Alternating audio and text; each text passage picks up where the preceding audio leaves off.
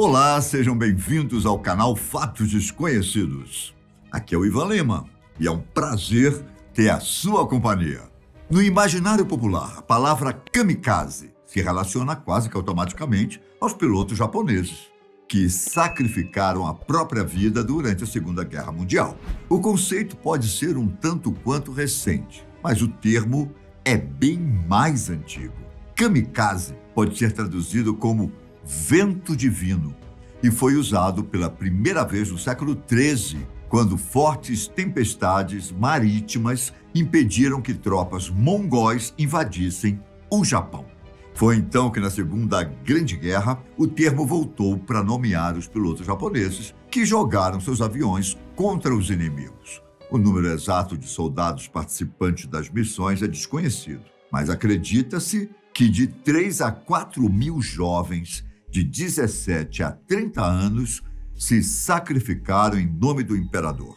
E é aqui que entra uma questão não muito comentada. Nem sempre as missões davam certo. Chega a ser um pouco estranho pensar isso, não é?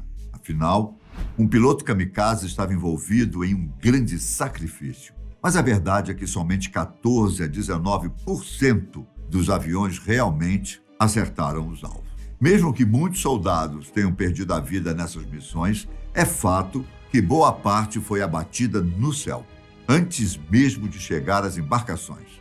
Além disso, há também os pilotos que erraram o alvo e morreram vítimas dos explosivos que carregavam. Ainda que esse dado mude um pouco a imagem que temos dos kamikazes, é importante frisar que eles foram sim um tremendo perigo, durante a batalha, principalmente. Nos anos em que o conflito aconteceu, cerca de 300 navios dos aliados foram gravemente danificados, enquanto ao menos 47 foram destruídos. No meio dessa história, quando se fala em soldados que participaram de missões suicidas, também é importante lembrar que os pilotos kamikazes não foram os únicos oficiais desse tipo no exército japonês. Essa equipe era apenas uma entre outras unidades que faziam parte da força de ataque especial. Por exemplo, alguns soldados deram suas vidas nos chamados kaiten, que, trocando em miúdos, seria algo como o torpedo kamikaze. Basicamente, um oficial se sentava dentro de um torpedo e o guiava embaixo d'água até atingir a lateral de alguma embarcação inimiga e explodi-la com o contato. Além dessa tática, havia ainda os soldados que se escondiam embaixo d'água com equipamentos de mergulho e explosivos pelo corpo.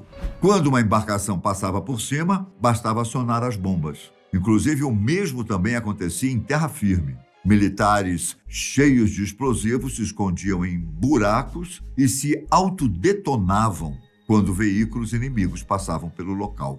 Como o objetivo dessas forças de ataque especial era causar o máximo de dano no oponente, com o mínimo de recursos possível, até mesmo os veículos que os soldados usavam foram projetados para isso. Os pilotos kamikazes entravam em aviões chamados Oka, fabricados com várias peças de madeira ao invés de metal e com os explosivos colocados no nariz das aeronaves. Já quando a guerra estava caminhando para o final, o desespero cresceu entre os japoneses e eles passaram a usar aviões antigos nas missões suicidas. Como forma de economizar ao máximo, foram retirados os equipamentos de rádio e as armas das aeronaves para dar lugar aos explosivos. Tudo isso para que o exército japonês conseguisse superar a desvantagem tática. Só que, como a história mostra, não deu muito certo. A ansiedade do país asiático em sair por cima era tão grande que, em certo momento, os pilotos kamikazes foram enviados para missões sem nem mesmo terminar o treinamento. E aí está mais um ponto sobre a história desses soldados. Eles realmente eram treinados para missões suicidas. Só que a capacitação era um pouco diferente do treinamento de um piloto comum, já que os kamikazes não precisavam de muita instrução ou experiência. Em média, a preparação durava entre 40 a 50 horas e contava com explicações sobre como a gravidade afetaria o voo e detalhes da pilotagem em direção ao solo. Uma reportagem do The National News afirmou que um dos treinos envolvia manobrar a aeronave direto para o chão e pouco antes de colidir, o piloto precisava virar para cima. Bastante arriscado, você não acha? Bom, quando chegava a hora de ir para a missão, os kamikazes eram instruídos a escreverem cartas para seus pais, que seria entregue ao final do trabalho. E uma das mais famosas é a do piloto Kiyoshi Ogawa. No texto, ele fala sobre gratidão e se diz feliz e honrado por dar a sua vida pelo Japão. Kiyoshi foi o responsável pelo ataque ao porta-aviões USS Bunker Hill, que resultou na morte de 393 pessoas, deixou 264 marinheiros feridos e, basicamente, impediu que a embarcação continuasse em uso na guerra. Já outro episódio, um tanto quanto misterioso sobre os pilotos kamikazes, é que eles não participaram das missões 100% voluntariamente. Claro que o exército japonês não saiu pelo país forçando pessoas a sacrificarem a vida, mas acontecia uma certa persuasão.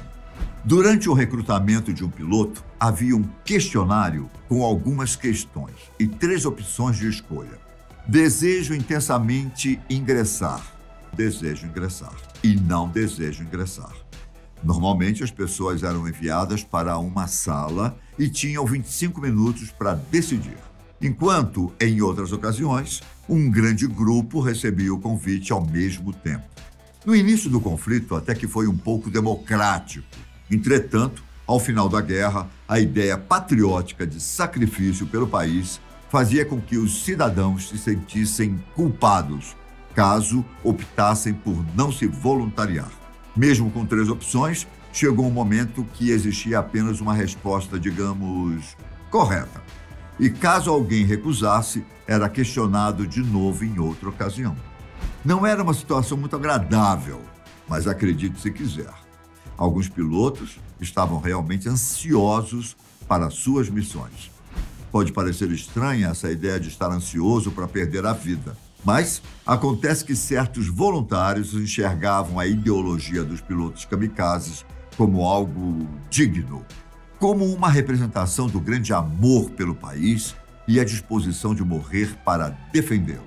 Como boa parte dos pilotos era muito jovem, tinha a narrativa de que se sacrificar era uma forma de impulsionar o próprio nome e ser lembrado como um herói. Eles seriam honrados depois da morte e reconhecidos por um esforço final. E mesmo que outros pilotos ainda estivessem em dúvida sobre o trabalho, o governo dava um jeito de convencê-los.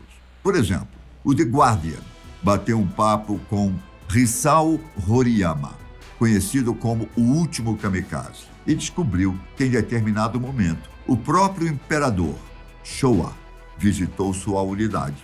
Naquele dia, Hisao entendeu a visita como um sinal de que o imperador, em pessoa, estava solicitando seu trabalho. Na cabeça dele, só havia uma escolha possível: morrer por Showa e por sua nação. Só que, com o final da guerra, Hisao viveu para contar a história. E caso você queira saber os detalhes, deixe um pedido nos comentários. Combinado? O fato é que esse sentimento patriótico de alguns soldados definitivamente não era geral. Mesmo com as promessas de honras e glórias, os pilotos kamikazes tinham muito medo do que estavam fazendo. Por exemplo, um ex-piloto chamado Takehiko Ena também conversou com o The Guardian e disse que não havia nada para comemorar quando recebeu a notícia da missão. De acordo com Takehiko, toda a sua equipe estava com medo e ele mesmo só pensava em proteger os pais. No final, depois de algumas tentativas que não deram certo por problemas nas aeronaves, ele não precisou se sacrificar como vários de seus companheiros. E assim como Takehiko, o ex-soldado Keiichi Kuwahara viveu para contar a história e disse à BBC que não só estava com medo, como não queria morrer. E com o final da guerra, a vida não foi fácil para os pilotos que não cumpriram ou não conseguiram fazer uma missão suicida.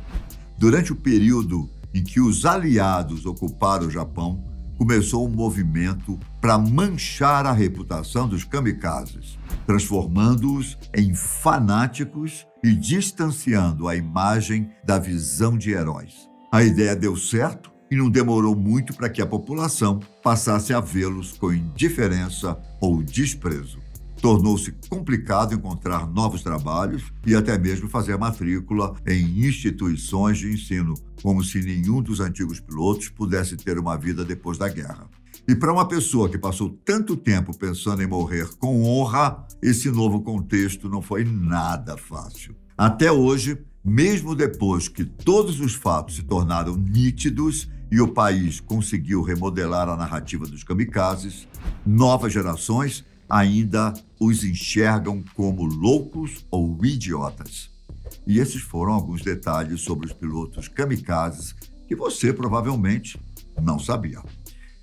Deixe aquele like aqui embaixo para ajudar a gente e não se esqueça de se inscrever no canal. Um forte abraço, fiquem com Deus. Tchau!